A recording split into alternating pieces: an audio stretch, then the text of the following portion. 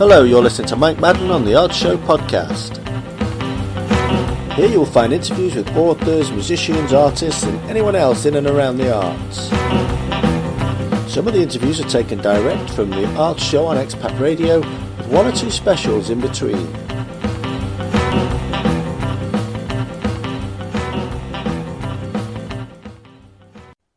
This episode features rock and roll artist Ricky Cool. He talks about his latest stage show and night at the Flamingo. We also play some tracks from Ricky's new CD, Flamingo Nights, that accompanies the show. It was first broadcast on Expat Radio on the 1st of April 2019. This is Mike Madden on the Arts Show on Expat Radio, and today my very special guest is Ricky Cool. And Ricky is known throughout the music scene, particularly around the Midlands area, but he's created a new stage show, A Night at the Flamingo. So Ricky, how are you today? I'm very good, thanks Mike. It's good to hear from you. Yes, it's been a long time, but not to worry about that. Just give our listeners an overview of A Night at the Flamingo and how it all came about. Okay, the idea behind the show really comes from the music that we play in my current band, Ricky Cool and the In Crowd, because we do a mix of sort of 60s style rhythm and blues, some soul, and also quite a lot of early Jamaican styles, sort of ska and blue beat primarily. And as well as doing our own arrangements of songs and tunes that are out there already, we've got quite a lot of original material of our own as well. That's the music, well, that I particularly like, and the rest of the band enjoy as well. So because the Flamingo Club has kind of got iconic status in the early development of music in this country, along with places like the Marquee, the music that was played at the Flamingo, particularly in the early 60s, was really that mix of music that we play in the band.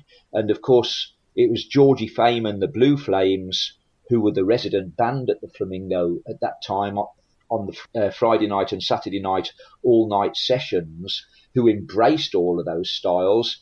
And, consequently, the audience at the Flamingo, which was originally made up of a lot of black American GIs who used to be stationed at the air bases surrounding London, quite a lot of people who'd come over to this country from the West Indies. And then, of course, you'd got in the crowd as well all of the people who sort of worked late night in London and then went down to the Flamingo to unwind after they'd finished whatever they were doing. Some of it, I'm sure, was quite, not this side of the law, if you like. So it was a kind of a really edgy mix of people at the Flamingo. And the other element of the crowd was the young sort of crowd of people who originally were called modernists, who were, fans of modern jazz, which the Flamingo used to feature before the 1960s. And, they evolved into what we now know as mods. But, that was the music that they embraced as well. So it was a kind of a natural thing, really, for us to devise the show. And there was also another aspect to it as well, is in as much as we wanted to try and do some work in small theatres and art centres. And really to do that, it's quite good to have sort of an angle to present to the people who book into those places. So again, creating a sort of an imaginary Friday or Saturday night at the Flamingo was an ideal vehicle for us. And it linked in with us recording an album called Flamingo Nights, which I know you're going to play some tracks from during the show. So that's basically the background to it, Mike.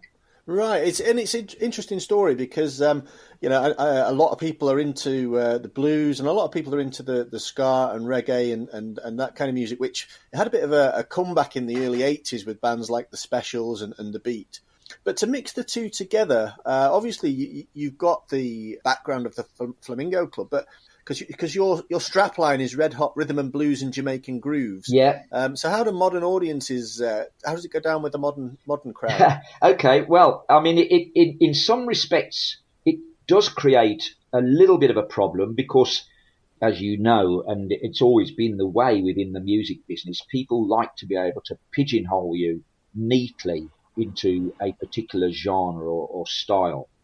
So in that respect, it can be a little bit of a sort of a burden because, if we approach a primarily blues venue, they might say, well, yeah, but you do this Jamaican stuff as well.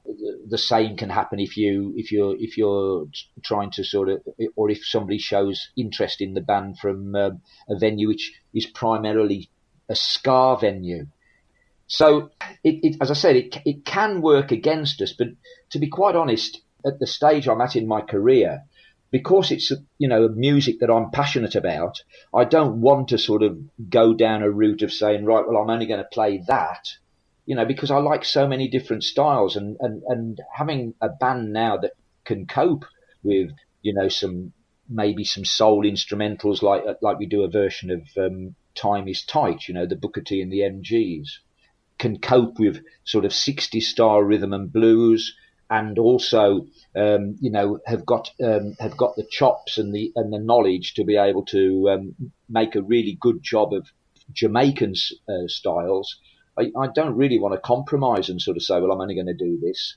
I mean, the other aspect of it as well is you'll know that one of the things that's kind of made a bit of a name for myself over the years is the way that I present shows, and talk to the audience. Something to do with my, having had a background in teaching as well.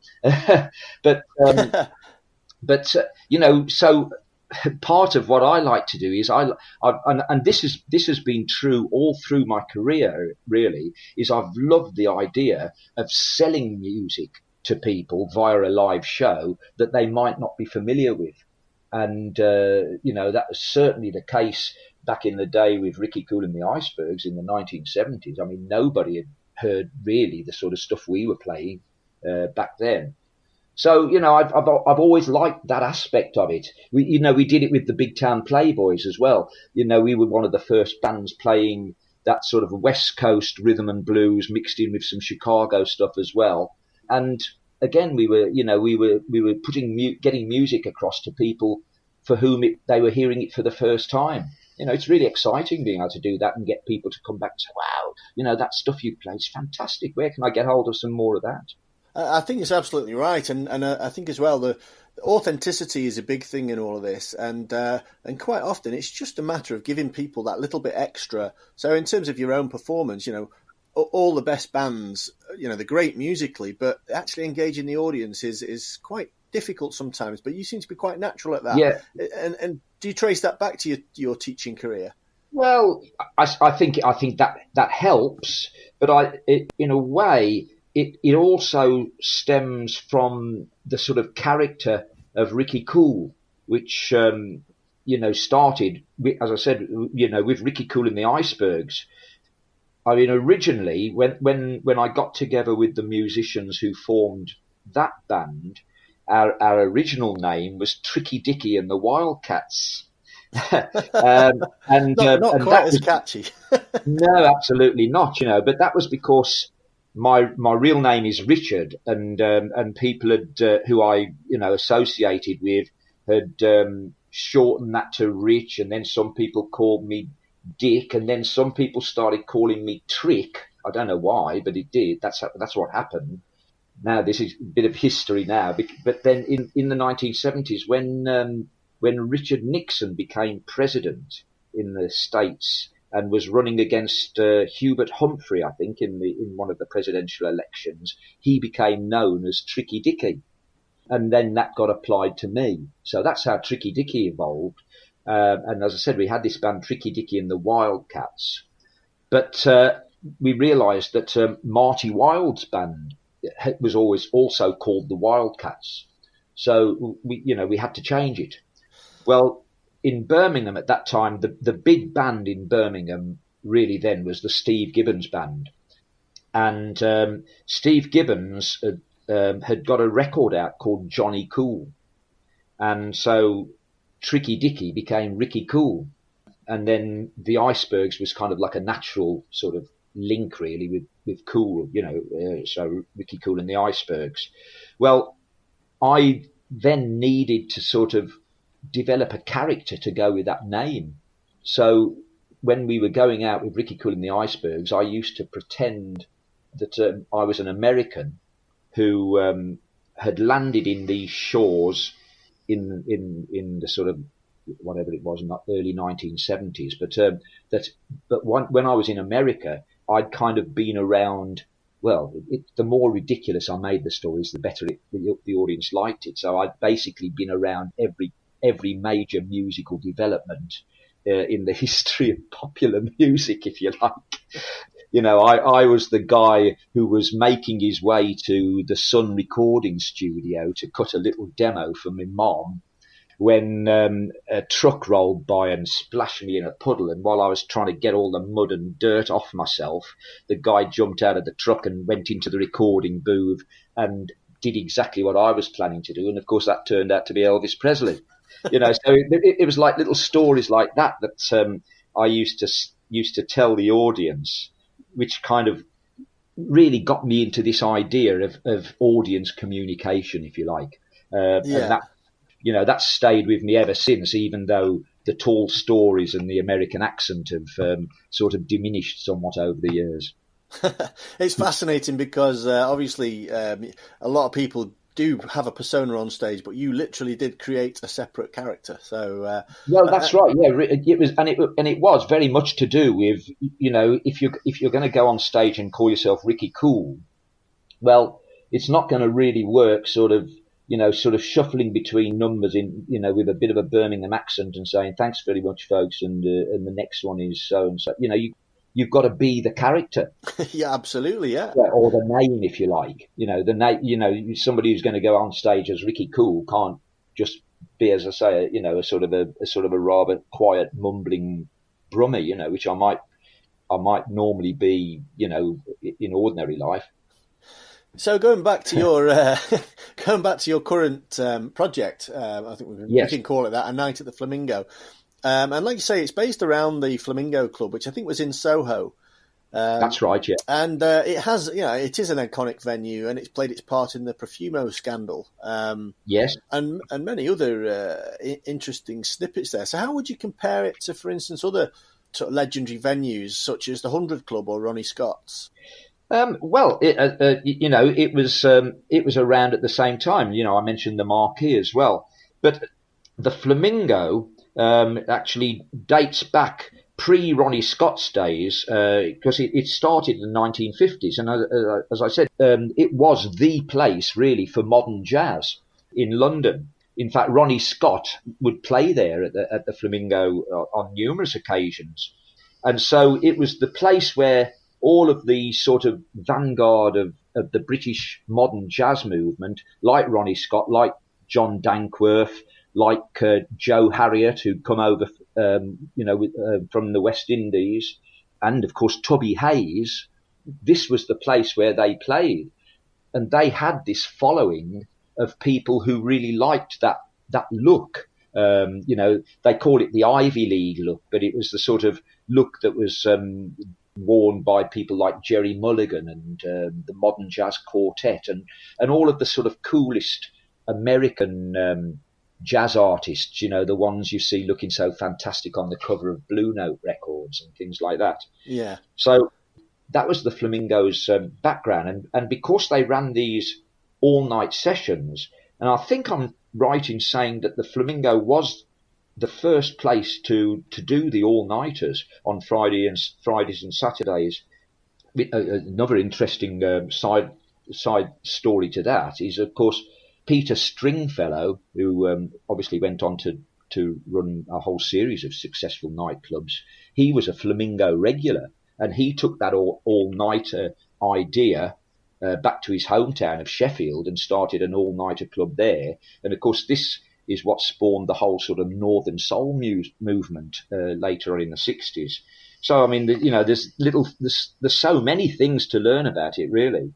But yeah, going back to the club and the audience there. So you've got these fans of modern jazz there, and as I said, American GIs who might have a weekend pass and this was primarily black American GIs, and they wanted to get down into London and be able to party as long as possible.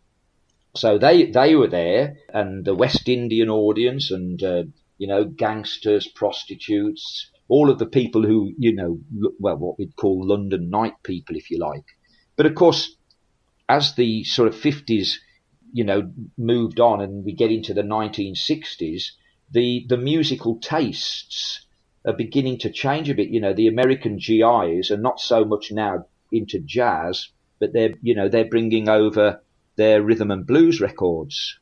And of course, between acts at the Flamingo, they would play records. In fact, West Indian sound system owner Count Suckle, who came over in the 1950s to this country and then started his own sound system in the UK and went on to have his own club, the Roaring Twenties, and then later the Q Club. He used to play music at the Flamingo between bands for a while. So he would be playing a lot of the West Indian music, the Jamaican music, mento, and of course ska, and that sort of swing style of ska, which we call blue beat. So you've got that music, you've got the music that the American GIs are bringing to the club to be played, and so that sort of move away from it didn't move right away from jazz the Flamingo, because they had jazz nights as well, but the Friday and the Saturday then really did in the 60s become much more of a rhythm and blues thing and Jamaican music. And of course, as I said, it was in 1962 when Georgie Fame took up the residency there for the all night sessions, and his band were just lapping up that sort of music. It's amazing the depth of influence that it's had on the nightclub scene, the music scene, and everything else. And to accompany your stage show, you've created the Flamingo Nights CD. That's right. With an image of the band on the front, which is very much of the mod scene. Yes. Yeah. Well, that's a definite move on our part, because we were playing the music that, as I said, we all love anyway. I mean, I've always felt it's really important, particularly if you're doing what I've done over the years, this idea of playing music to people that they might not be familiar with and trying to sell them on the fact that this is the greatest stuff since sliced bread, and you really should, enjoy it. Well, part of the package is also how you're going to look, so to have a really sharp image and a really sort of slick show, and then this great music as well. It's all part of the thing of selling it to the audience. Yeah, I couldn't agree more. I think it's very important that as a live performer, you not only sound the part, you look the part, and it's something people want to go and see then as well. And it's not just there's another pub singer on. It is a properly staged show. So we're going to now dip into the Flamingo Nights CD with a song called "The Coconut Question." So just tell us a little bit, give us an intro to that one. Okay, all right. Well, "The Coconut Question" is it's a song in the Jamaican mento style. Jamaican mento it has similarities with calypso from Trinidad. It's also got influences from America in there, sort of rhythm and bluesy influences, sort of slightly Cuban-y type influences in the music as well. But it was really the mix of mento and American rhythm and blues which kind of evolved into those, that first, if you like, truly Jamaican style, which was ska. Obviously, that's discounting mento, which was already there before. So the Coconut Question is in that style. And one of the things about mento is that, just like calypso, they're kind of, quite often they're sort of story songs, or they might be sort of political comment songs or whatever. But the story behind the Coconut Question actually goes back to when I first left school, and I was an apprentice at a factory in Halesowen, which is not about 8 miles from Birmingham. There were lots of real characters in this factory, and much as I actually hated my time doing this apprenticeship in this factory, the characters that I met there and the sort of quirks of people that you meet in a factory situation have kind of stuck with me over the years. And so I remember there was a guy there who drove a stacker truck.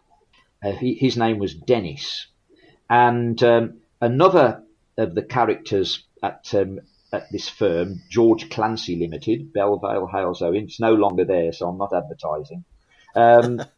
Was a guy named Harold Stackhouse, and he was kind of renowned for having sort of like a sort of like a quip. You know, if you met him and you said, "Oh, hello, Harold, how are you? What's the word for today?" He'd say something ridiculous and then say it was William Wordsworth or something like that, or Shelley. He'd always sort of give you some little quip, and he'd attribute it to a poet. Right. So he got a bit of status, you know, because we all thought, oh gosh, he must be such a learned guy. This.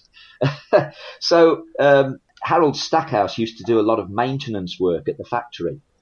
So Dennis, the stacker truck driver, apparently this is the story anyway, asked Harold one day what was the best way to go about doing some crazy paving, because he wanted to do some at his house.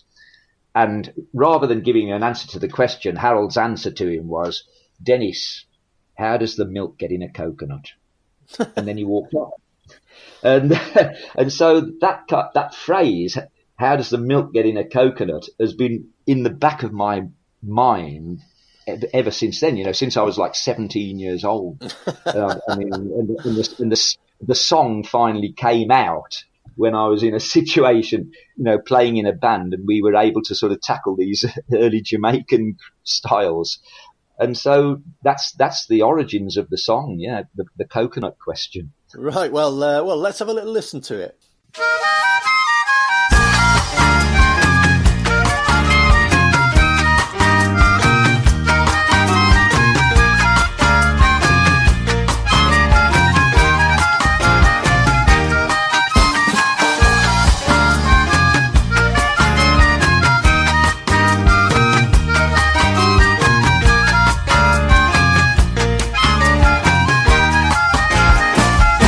A question has niggled away at me from time I worked in industry. I've asked my friends, but to no avail. They cannot put me on the right trail. And so I went down to the library to try and solve the mystery. I searched through books and trawled the net. I haven't found the answer yet. I've learned how clouds form up in the sky. I've learned how birds are able to fly. I've learned how cocoa becomes chocolate. But how does the milk get into a coconut? How does it get there? I'd like to know. How does it happen? What makes it so? If there's an answer, won't someone show me how the milk gets into a coconut?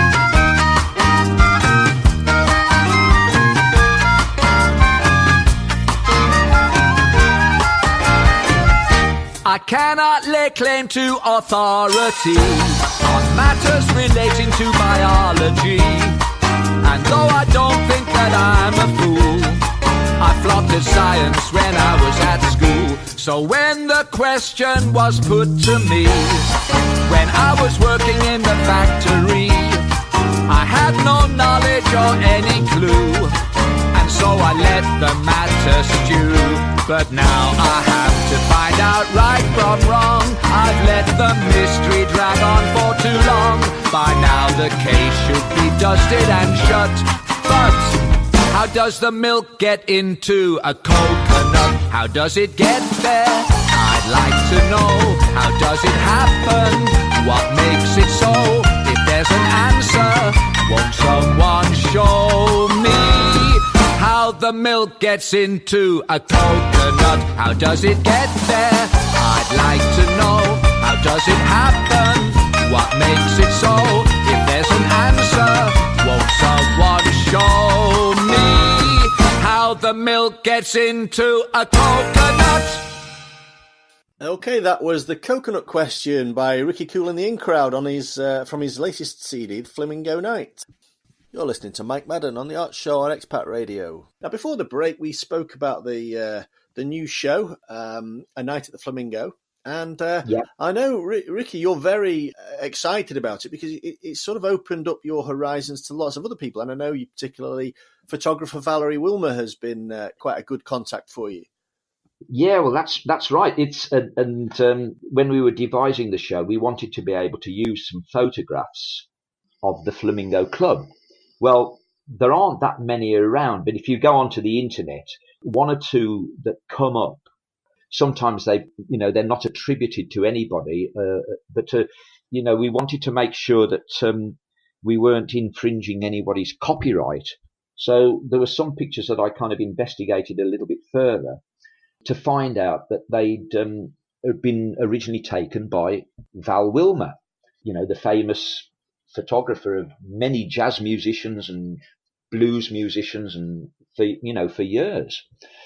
So I decided that I ought to try and make contact with her to see if she was prepared to give us permission to use photographs that she'd taken. Then that proved quite tricky because she doesn't use email, and there was certainly no access to a phone number. But I did find out that she had some photographs in an art gallery in London. So I actually made contact with the art gallery and asked them if they had a way of getting in touch with her. And they said, well, we do, but we can't give that information to you. What we will do, though, is get in touch with her and tell her about what you've been asking, which they duly did. And she phoned me up.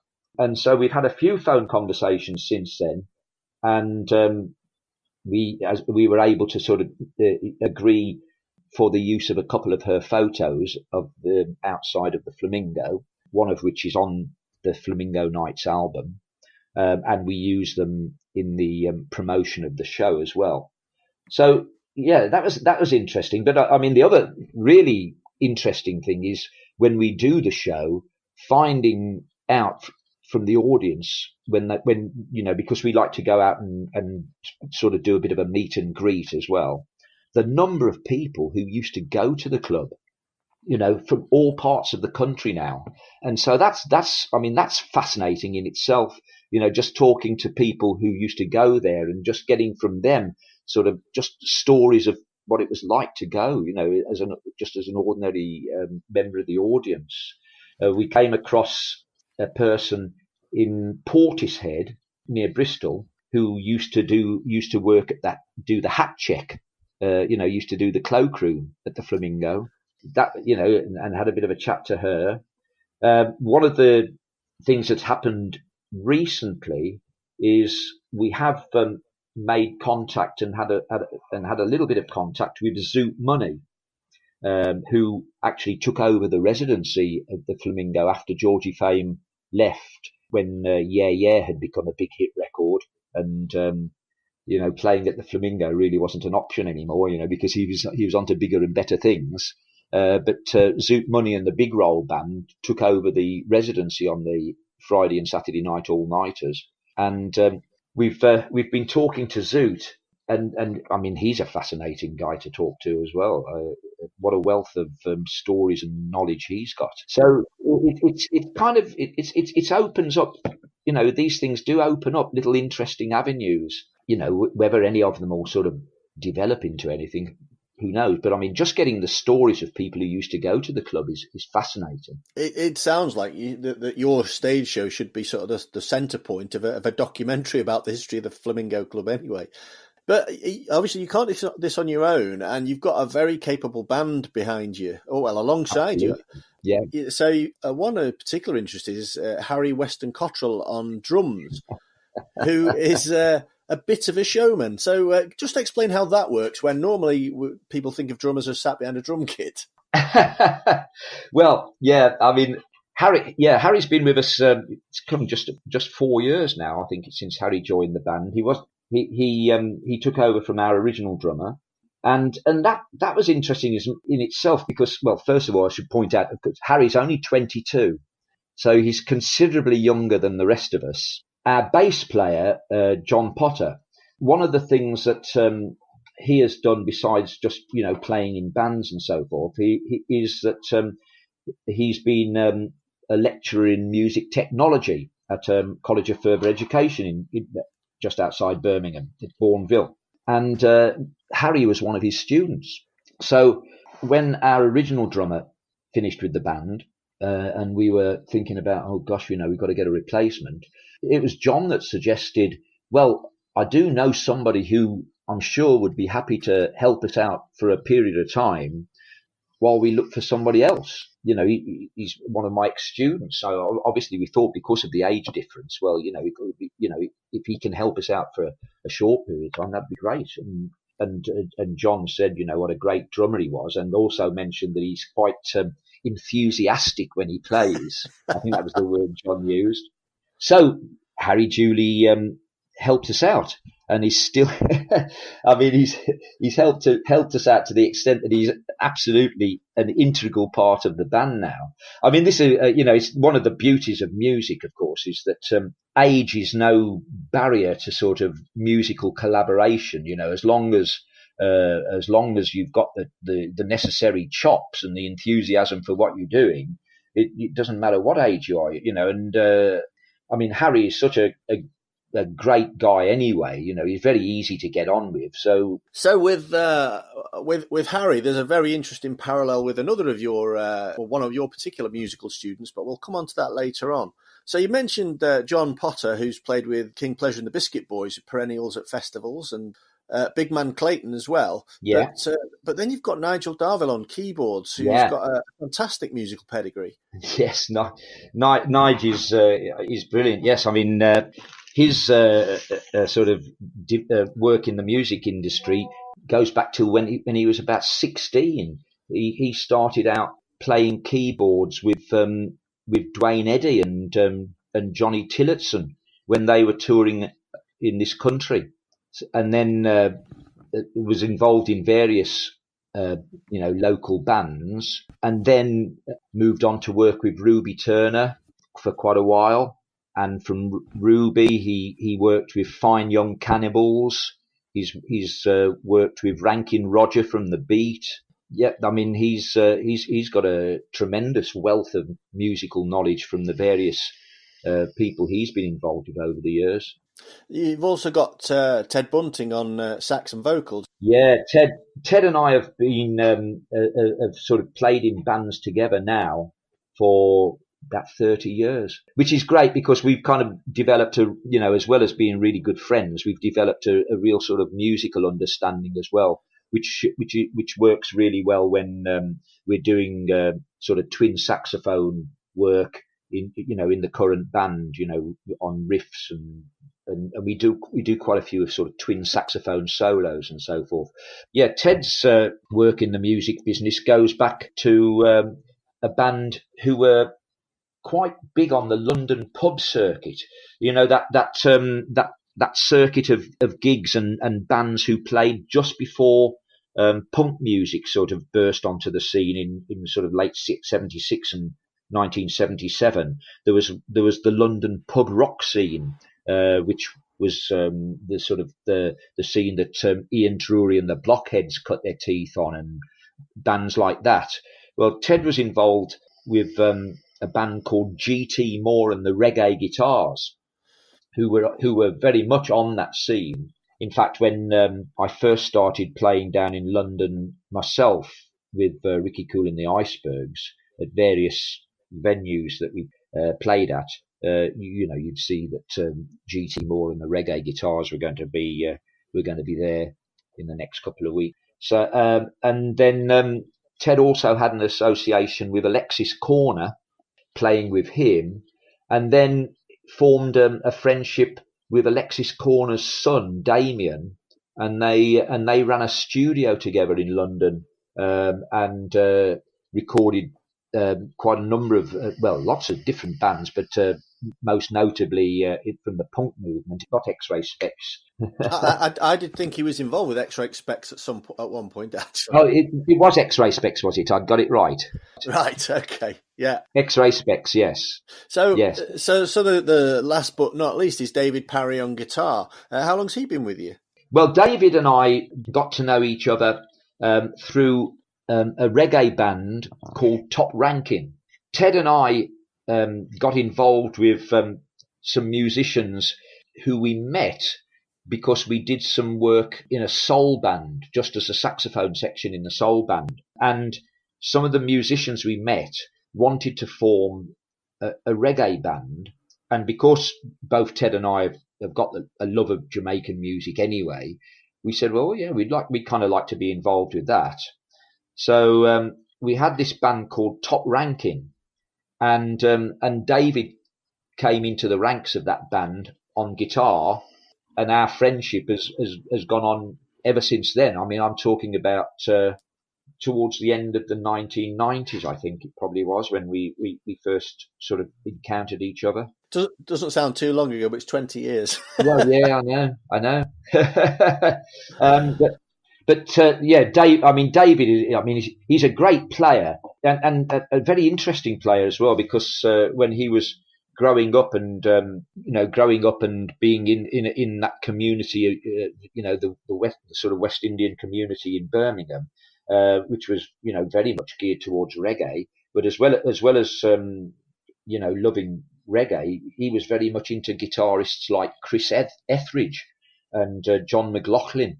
And I think probably, that interest as well was what really sort of made him hone his skills and develop his technique, because you're talking about top jazz guitarists there. So, I mean, David has got a real sort of breadth of musical knowledge, as well as, sort of being, the main man really when it comes to us tackling either our arrangement of an old Jamaican number or something we might have written ourselves in that style. He's the guy who can really get down to the nitty gritty of what the drums needs to be doing, and this, that, and the other, so that they do sound musically authentic. It's an eclectic mix of influences throughout the band, and I guess you would need that to put together the sort of the rhythm and blues and the Jamaican influence. And we'll hear a little bit more of that now with Estrelita. So just tell our listeners a little bit about that right, particular track. Yeah, Estrelita. I knew I wouldn't say it right. Yeah. The initial sort of influence for the number is a Jamaican ska instrumental, which I think is called River to Bank. And it's really just the sort of the groove of that number, which was the thing that sort of stuck with me and got me wanting to sort of try and develop some lyrics to go with it. And I'd had this word Estrelita in my sort of musical vocabulary for quite a long time. I've always been quite a fan of Western swing, which I've liked really, because it's great hearing sort of musicians playing sort of instruments associated with country music, but playing jazz on them. And of course, the great Western swing band that probably most people know about was Bob Wills and the Texas Playboys, and they had a song which was called Little Star of Heaven, which I used to do in a previous band. And the opening line of that song is, in my heart I adore you, Estrelita del Cielo, little star of heaven, in my arms you belong. So Estrelita, this, which means little star, was in my head. And so I got this idea of my baby's name is Estrelita. I know you'll like her when you meet her. She's such a pretty señorita, my little Mexican Chiquita. So I'd had that as like a little hook for quite a long time, and then managed strangely enough, while I was on a holiday in Rwanda, visiting my daughter who works in Rwanda, and that's where the song was written. In fact, it was finished on the plane journey back from Rwanda. Right. Yeah. Well, it can happen anytime, Absolutely. The words for songs come into your head at the most bizarre and strange times. But anyway, so the song was built on the idea of this Jamaican instrumental, but the words have obviously got that sort of Mexican sort of hook to them. So the rest of the song sort of evolved around that. And so when we put the arrangement of the number together, when Ted and I were looking at what we might do with the saxophones, we kind of wanted to get something which approximated towards the sound that you might get from a mariachi band, the trumpets in a mariachi band and what they might do. Yeah. So when people listen to it, they might, they'll hear a lot of those sort of Mexican influences in the number. Although, as I said, the genesis of it is a Jamaican instrumental. Well, it's a great history, so I'm going to mispronounce it again now. Let's listen into Estraíta. No, that's much better.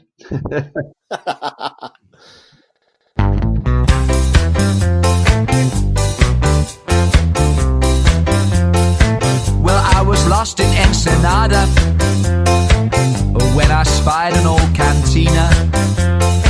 A mariachi band was playing, a lovely señorita swaying. And as the music played, and as she gently swayed, she turned and caught my eye. She smiled and gave a sigh, and so I took a chance and asked her for a dance. And as we danced, my feelings grew, and pretty soon deep down inside I knew my baby's name is Estraíta. I know you'll like her when you meet her. She's such a pretty señorita, my little Mexican chiquita. Mi baby se llama Estraíta. Te gusta cuando conocista. Qué guapa es ma señorita, a mi chiquita mexicana.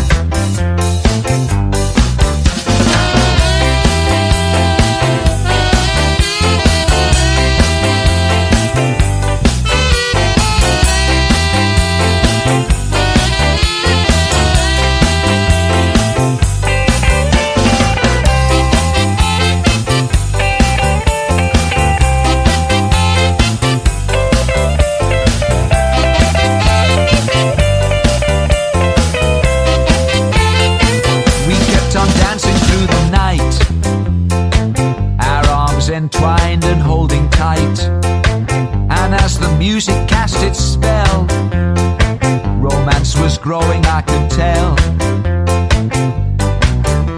I walked her to her door, we stood and talked some more. I looked into her face, my heart began to race. I asked her for a kiss, she smiled and answered yes. And from that very first embrace, I knew that no one else could take her place. My baby's name is Estraíta. I know you'll like her when you meet her. She's such a pretty señorita, my little Mexican chiquita. Ay, ay, ay, ay, ay, ay. Oh, what a delight to romance through the day and then dance through the night. Ay, ay, ay, ay, ay, ay. Oh, what a delight to romance through the day and then dance through the night.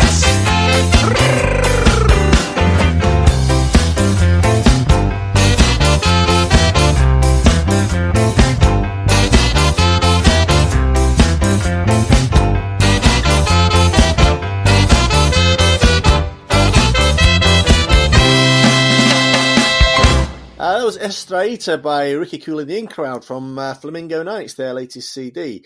Now, before the break, we talked about Flamingo Nights, A Night at the Flamingo, the stage show, but I want to take a step back in time now to to 1976 when you created the persona of Ricky Cool, and you toured with Ricky Cool and the Icebergs playing swing style rhythm and blues.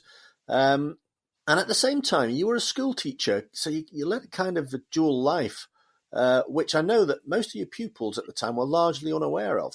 Yes, that's right. Yes, it was something I kept very much under my hat. At that particular time, I'd been at teacher training college when Ricky Cool and the Icebergs actually formed, and I got my first teaching job at Bewdley High School, and because of the age I was and just starting out on teaching, I thought that really I should try to keep my musical sort of side and my teaching side as two distinctly separate things. So it was something I never really talked about very much. But Ricky Cool and the Icebergs had quite a lot of early success, particularly in the Midlands, and a number of sort of things happened with the band.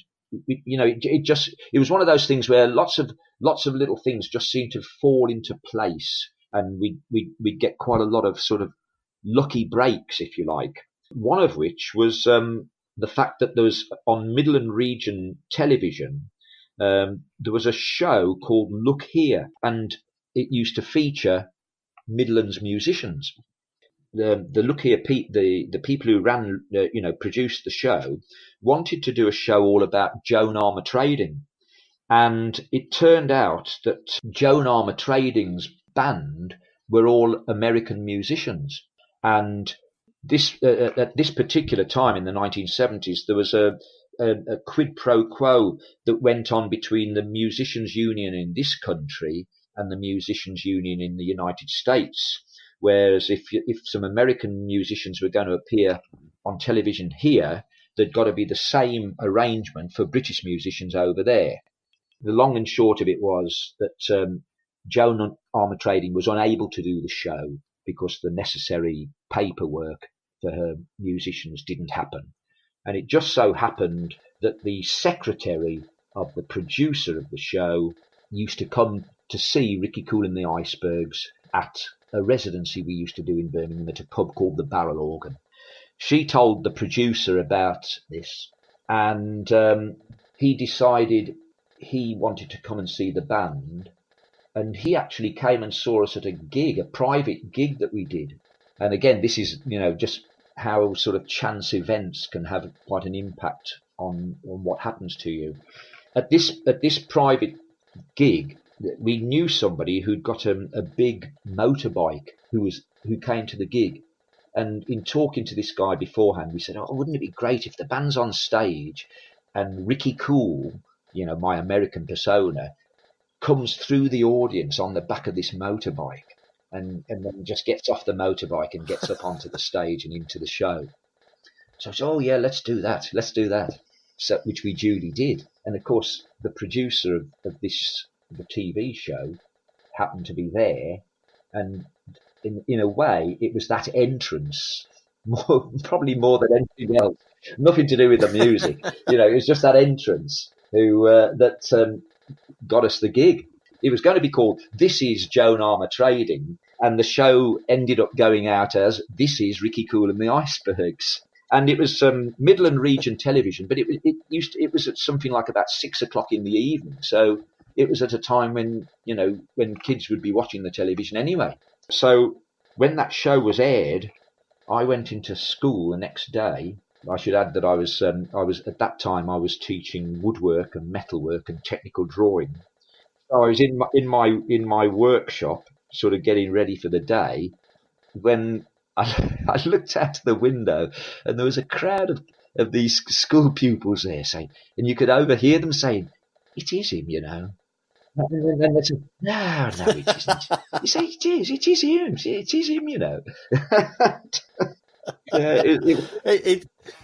It's a brilliant story. Yeah. And of course, back then, it wasn't really a chance that somebody might stumble across this channel, because there probably were probably 3 channels at the time, maybe even 2? Yes, and I guess 6 o'clock in the evening was when all the regional programs used to come on the BBC anyway, so it would be a big audience.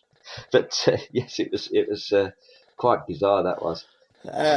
And of course, two of the pupils that were influenced were Mike Sanchez and Ian Absolutely. Jennings. And eventually you decided to leave teaching and go into music. Well, what happened was really, having had this sort of, in a way, quite a sort of a meteoric sort of rise with the icebergs in terms of getting audience recognition and then getting interest from television and then we did have some record company interest as well.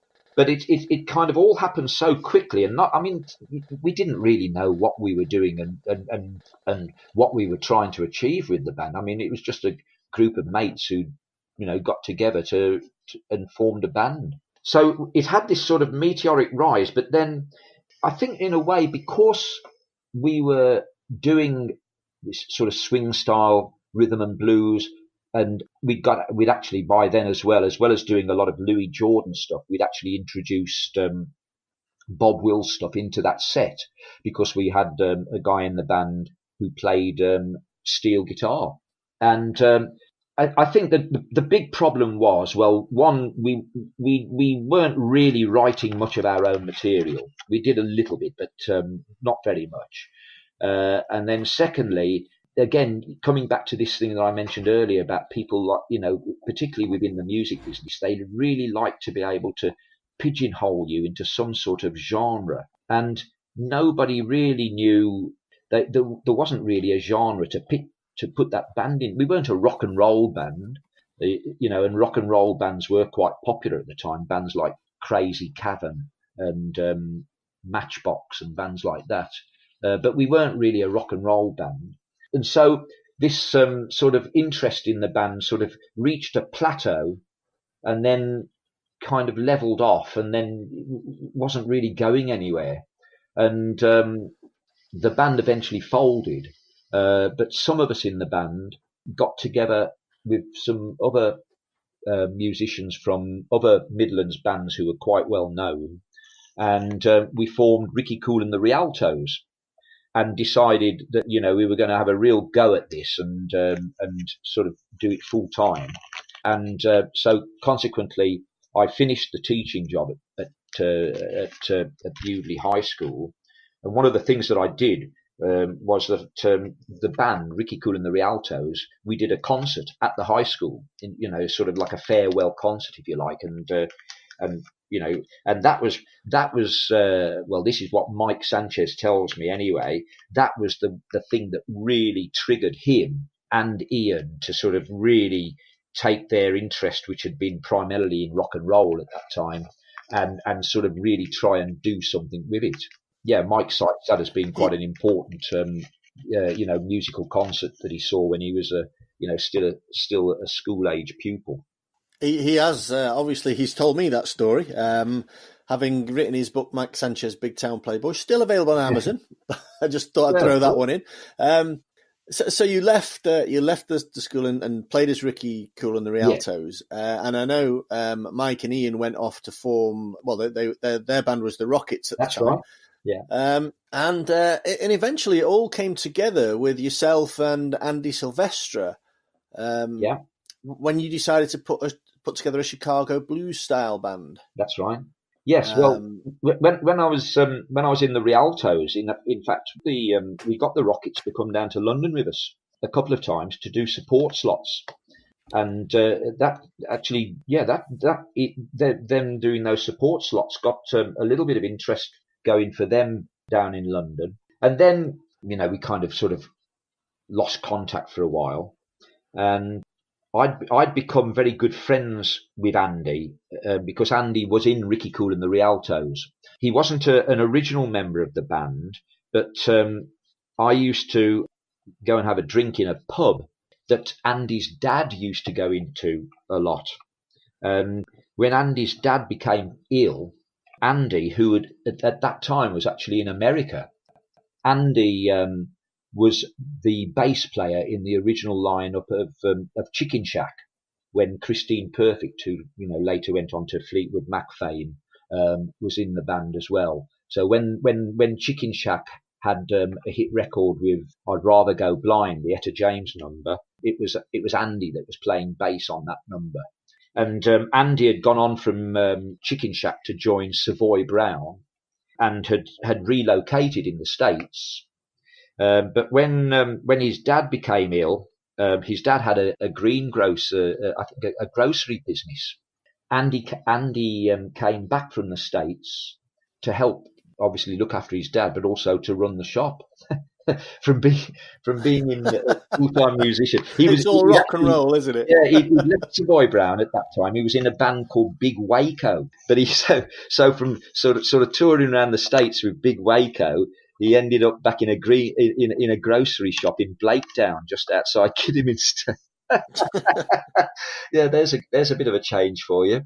Anyway, so Andy started coming down to this pub that I used to go to, and that's how we got to know each other. And obviously there was the musical connection, and we became sort of firm friends. So Andy joined Ricky Cool and the Rialtos, and when that band finally finished, Andy and I, for quite a while, we had this idea that, you know, we wanted to try and put together a sort of a really authentic sounding Chicago-style blues band. And this would now be probably around about 1982, something like that. So there wasn't really anything of this sort around at that time.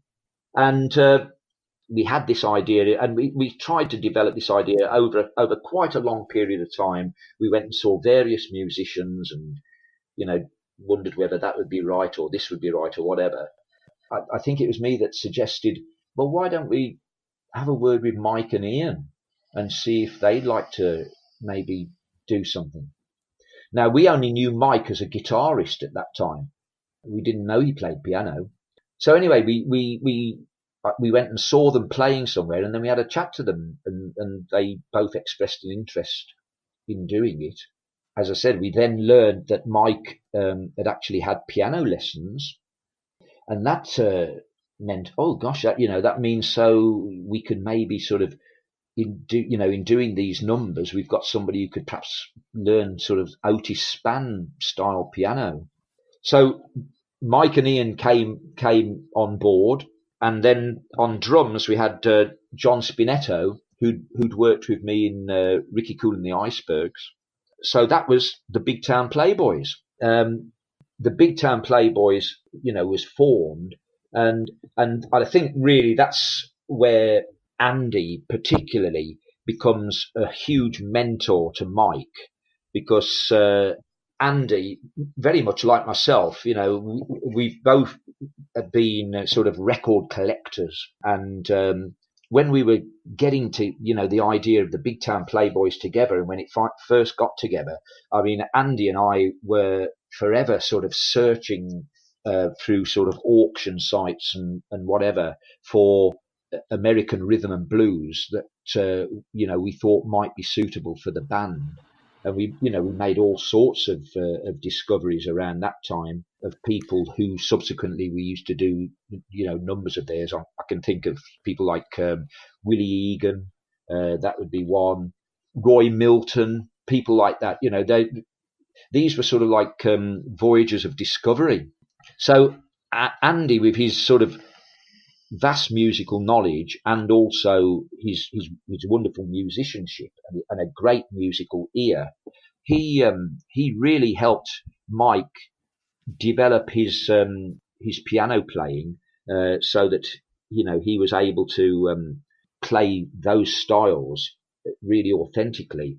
And of course, Mike, being the age he was, I mean, he was like a sponge anyway, and somebody else who's very much a sort of a musicologist as well as a performing musician. And Mike, was spending hours sort of developing boogie woogie piano playing and blues piano playing. So it really was a great coming together of, in a way, two different generations. Because both Andy and I were in our 30s, and Mike and Ian were very early 20s. It was lovely. It was a great time, and we started when we'd got enough material together to be able to sort of do a set. We looked around for somewhere to do a residency, because again, going back to Ricky Cool and the Icebergs, I'd said, one of the best ways we can do anything to sort of build up a following is actually to find somewhere and go and play, see if they'll let us play there and do it every week. And we found a cellar bar in a hotel in Bewdley, a place called the Thurston Hotel. They had a cellar bar, and they used to put jazz on there every now and then. And we got talking to the people who owned the hotel and asked them if we could come and do a residency. And initially we did it on Saturdays, and we made it. It was free in, and I think we got a bit of beer money or whatever from the guy who ran the hotel. And in no time at all, because Bewdley is very small. There's not a lot happening around there, so the word will get out if there's something going on. The place used to get absolutely rammed. And then we had to have a band meeting to decide whether we ought to maybe charge £1 on the door, which we did. And of course, then the audience dropped. but in the audience dropping, you were kind of getting rid of all the people who were just going there to really have a bit of a drink, and the music was incidental to, they were going there because it was like the place to go. But pay £1 to go in, no chance. So the audience dropped, but then of course it built up again, and it was then people who wanted to come and see the band, hear the music. And then, the other gigs started coming in. So then we had to move the residency from a Saturday to a midweek night. And that's how we built it up. And that's, how the band was born and how it all developed. And then through the contacts that I'd made through going down to London with the Rialtos and the Icebergs, when we were ready, we started going down to London with the Big Town Playboys. And it wasn't that long really before we were probably doing 2 weekends every month in London. I think one of the what you use that word again, authenticity, and of course back then you mentioned record auctions.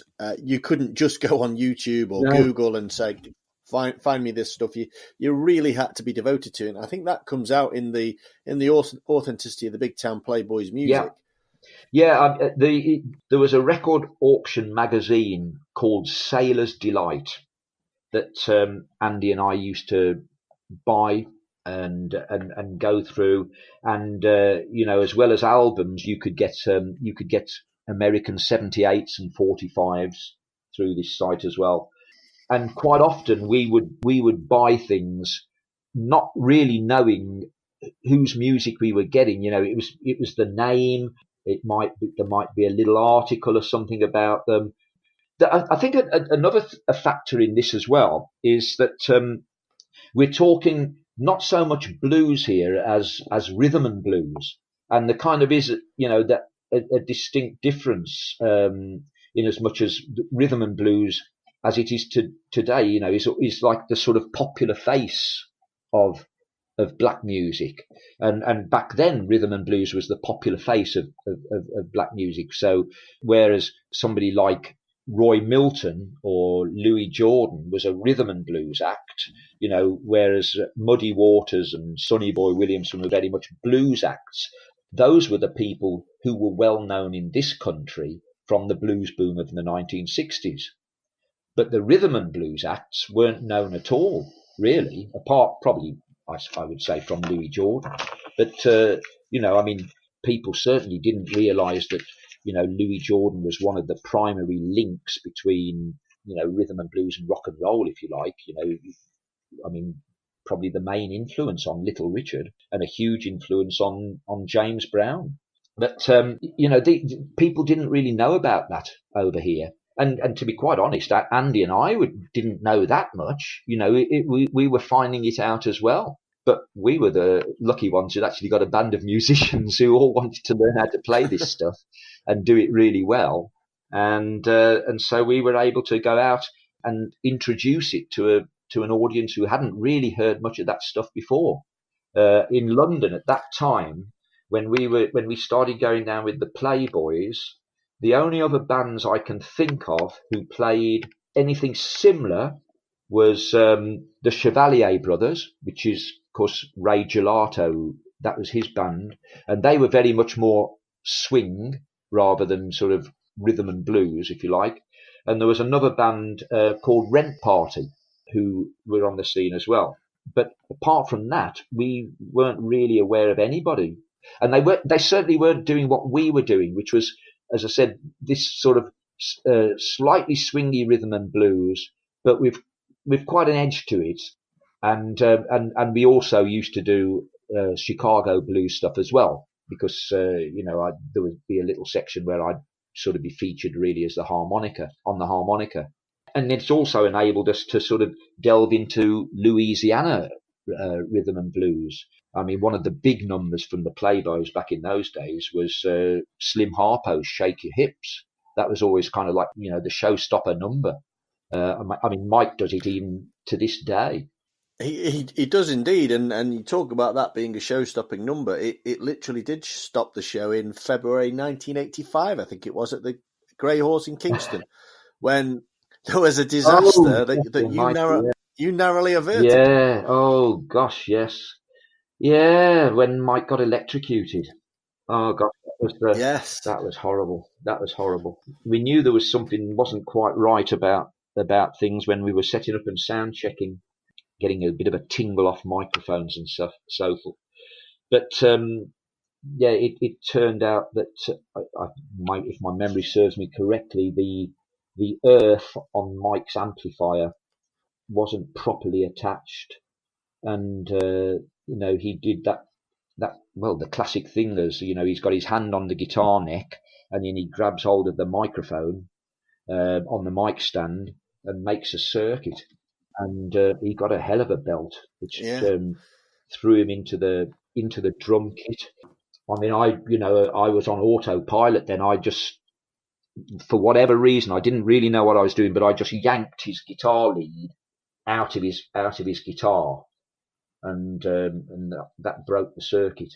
And he had to be rushed to hospital.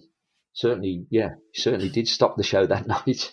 Yeah, but scary. It was touch and go for a while, because he was kept in hospital for a little while. For 2 or 3 days, I think. So this journey through the history of rock and roll and rhythm and blues, and we could talk for another couple of hours, but I want to bring it back round to the present day and your CD Flamingo Nights, which we've heard a couple of tracks from already. So how long did it take you to pull that together as an actual CD? Probably the best part of a year. I should say it's not actually the most recent of our CDs, because we have done one called Live at the Troubadour since then, which was recorded at the famous Troubadour in Earl's Court in London. But Flamingo Nights is certainly the most recent and the latest of our studio albums. It's very much an in-house product, because we don't have a record deal or anything of that sort with the band at the moment. So financing these projects has to come from within ourselves. But we're very fortunate in as much as I mentioned Ted Bunting's studio experience working with Damien Corner, and John Potter's background in music technology, and his access to studio space and studio equipment through his work in further education.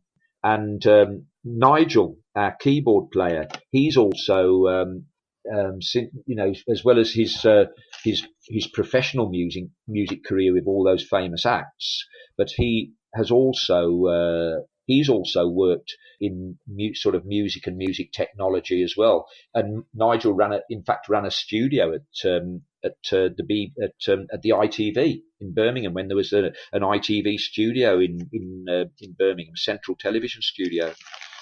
He ran the music studio there for a while. So we've got within the ranks of the band a lot of music production and music recording knowledge, and so we've been able to, through our own resources, that's how we did that album, and we did our own artwork and so forth.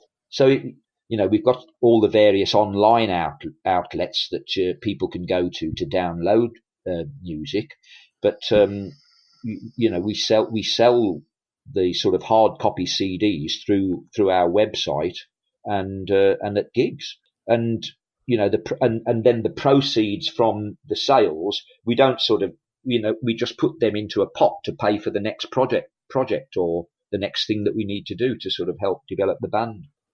I noticed as well that you've got T-shirts and mugs for sale as well, Yeah. which is it's quite interesting because you're making Flamingo Nights into a brand almost. Well, yes, that's right. I mean, and of course, this is one of the ways in which the music industry has kind of developed over the years.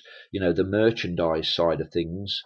Well, I mean, it's always been there because we all know that Colonel Tom Parker was a great one for the Elvis Presley merchandise, all the things you could get related to him, and then of course famously Brian Epstein didn't really understand what a revenue stream that could be, and I think he actually gave away the rights to the Beatles merchandise in those days for a very small return. So the merchandise side is very important, and it helps us generate revenue, which we can then plough back into the band to keep things moving forward. Well, we're going to play out with one of your songs off Flamingo Nights very shortly, but can you just tell our listeners where they can find out a little bit more about you, maybe where they can catch a show? Yes, of course. Well, I mean, the best port of call really is our website, which is www.rickycoolandtheincrowd.co.uk. On there, they can buy merchandise, they can buy CDs, and they can check out where we're playing. If people want to, they can also on the website subscribe to a mailing list and receive. We do a monthly newsletter, so that will keep people up to date with what's going on. That's really the best way for people to do it, Mike. It's a great website. There's a lot of information on there, particularly about the band and the show. And I know you create flyers for the show, for both outside and inside the venues. So good luck with it all. Yeah, well, thank you. But I must mention, this is really Harry's influence. I mentioned about Harry being that much younger. He, of course, he's very much media, and the modern media. He's very much clued up about that. I mean, he has a website of his own called Next Level Chops, which is a fascinating site in which he delves into the whole history of drum kits through various people that he's met and interviewed. So Harry is primarily the person who has helped develop our website, and he films numerous videos of the band. I will say, without his input into the band, we wouldn't be anywhere near as far along the road, whatever road it is we're on. We wouldn't be as far along on it, along it if it wasn't for him. Well, maybe Harry's the next person we should have on the show. Well, you'd get a fascinating show out of him for certain, because for such a young person, he's got a wealth of knowledge, and he's so full of enthusiasm and ideas. Yeah. Well, it's been great talking to you, Ricky, for the last hour. Well, thank you for giving me the opportunity, Mike, because it is nice to be able to sort of let people know about the band, and also a little bit about the history behind sort of what I've been doing and how it links in with other people and so forth. So to all you listeners out there, check out A Night at the Flamingo, and we're now going to play out with the title track of the CD that accompanies the show, Flamingo Nights.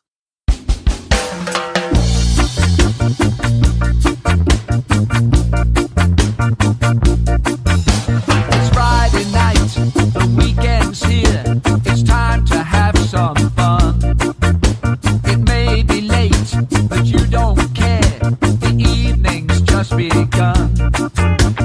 Money in your pocket, dressed up to the nines, heading for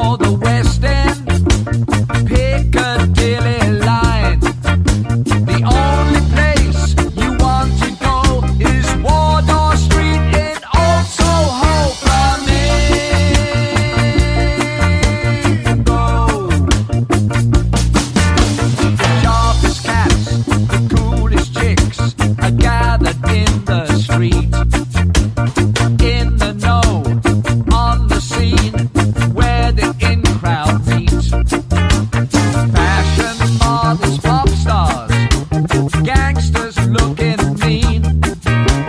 Some here for the music, some just to be seen. The doorman is the man to know.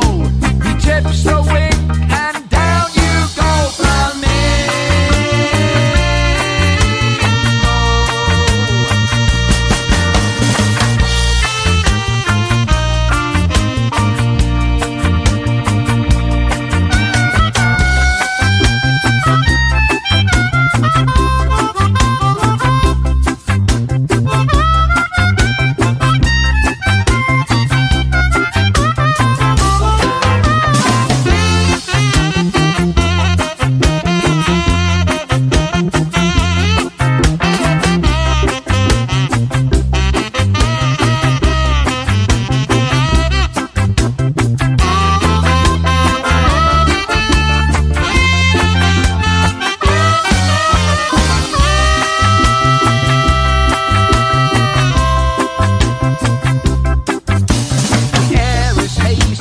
Lights are low, the music sounds so sweet. Rhythm and blues, soul and jazz, Caribbean beats. Count circles, spins the records, all the hippest sounds. The blue flames ready on the stage, the hottest band in town. Pops and pills, feel the glow, all night at the Flamingo, Flamingo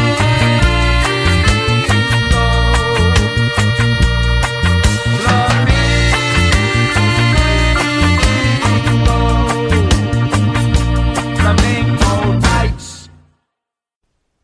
You've been listening to the Arts Show podcast with Mike Madden. Come back soon for more artists, authors, musicians and anyone else connected with the arts. We're going to play out with Mike Sanchez and I Don't Stand a Chance. Baby, you hiding something that you don't want me to know. Because I'm getting a vibe from way down the side, like you're just about ready to go. And you can't tell me where you stayed last night. You just can't cope with treating me right. I'm on the road to heartbreak.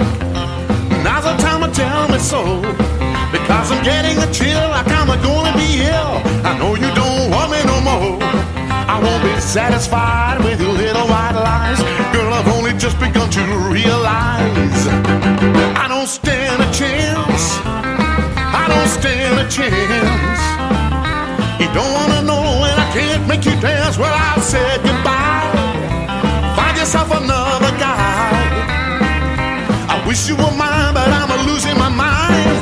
I don't stand a chance.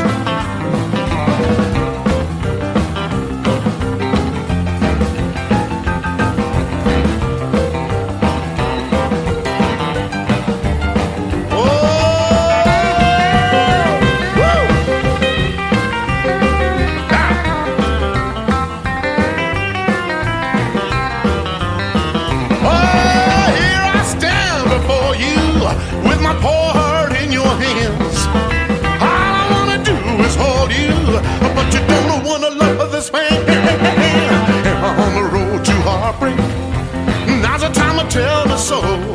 Because I'm getting a chill, like I'm gonna be here. I know you don't want me no more.